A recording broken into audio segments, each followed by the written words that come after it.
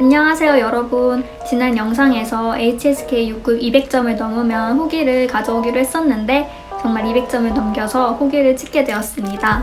그런데 제가 정말 200점을 넘길 수 있을 거란 생각을 전혀 못했어서 사실 시험이 끝나고 시험이 어땠는지에 대해 남겨둔 게 하나도 없어요. 그래서 오늘은 200점을 턱걸이로 넘겼지만 앞으로 중국어를 공부하시게 될 분들, 그리고 저랑 같이 교환학생을 갔던 친구들과 미래에 제 시험을 또 볼지 모르는 저를 위해서 제가 어떻게 공부했는지를 간략하게 말씀드리고 책 비교를 한번 해보고자 합니다.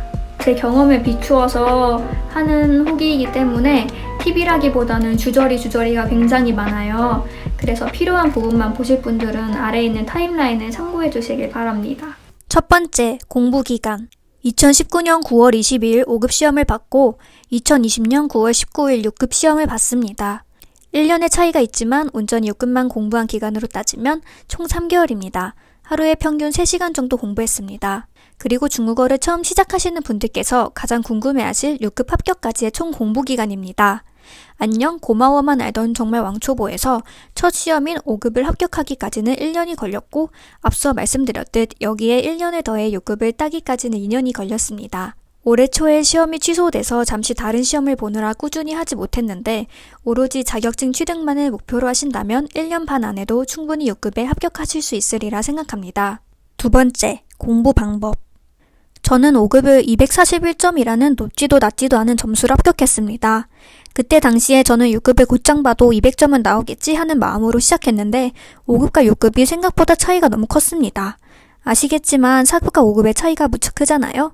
그런데 저에게 5급과 6급의 차이는 4급과 5급의 차이보다도 훨씬 크게 느껴졌습니다.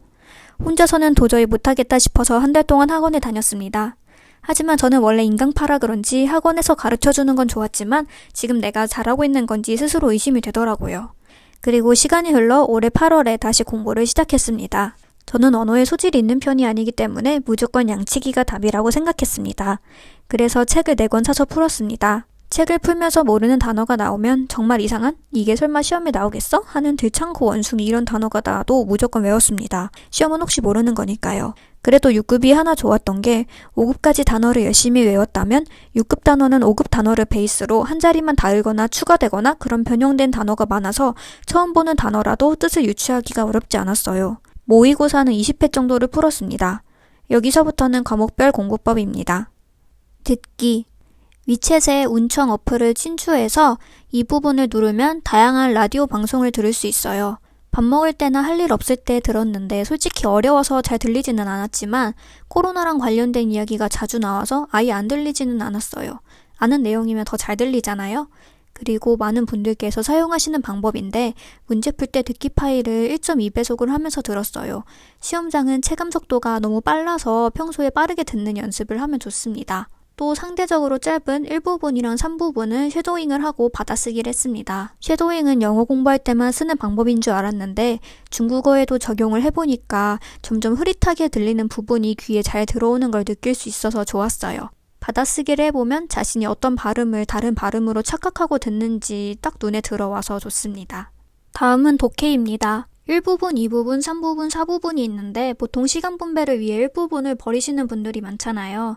그런데 저는 1부분이 점수가 제일 잘 나오는 거예요. 물론 시간은 많이 걸렸지만요. 그래서 1부분을 도저히 버릴 수가 없어서 차라리 다른 부분에서 시간을 단축하는 걸 목표로 했어요. 우선 1부분은 종합서 책들을 보면 정리가 잘 되어 있는데 잘못된 부분이 대부분 비슷해요. 자주 나오는 잘못된 단어나 문법을 한 번씩 정리해두는 게 좋고 우선 걔네가 있는 문장부터 보면 비교적 시간을 단축할 수 있어요. 감으로 풀면 위험하다고는 하는데 저는 감도 어느 정도 중요하다고 생각하는 게 이상한 것 같은데 싶어서 찍으면 정답인 경우가 많더라고요. 그래서 정리해둔 걸 바탕으로 감을 유용하게 사용하는 게 중요한 것 같습니다. 이 부분은 책에 있는 따페이를 다 외웠습니다. 책에 있는 걸 다 외워도 보기에 모르는 단어가 나오면 이게 동사인지 형용사인지 뒤에 목적어가 필요한 건지 목적어가 없어야 되는 건지 모르잖아요. 그래도 따페이를 다 외우니까 빈칸 중에 적어도 한 자리는 아는 걸로 나와서 문제 푸는 시간도 줄어들고 모르는 빈칸은 버릴 수 있었어요. 이런 식으로 보기에 들어갈 품사가 무엇인지를 쓰고 모르는 단어는 바로 옆에 적었어요. 3부분은 접속사란 대명사 정리를 하는 게 가장 좋고요. 간혹가다 내가 알고 있는 내용이면 문제를 쉽게 맞출 수 있는 확률이 굉장히 높아요. 그래서 문제 운빨도 중요하고 평소에 알고 있는 상식도 어느 정도 중요하게 작용하는 것 같아요. 4부분은 5급이랑 비슷해서 넘어가겠습니다. 마지막으로 쓰기입니다.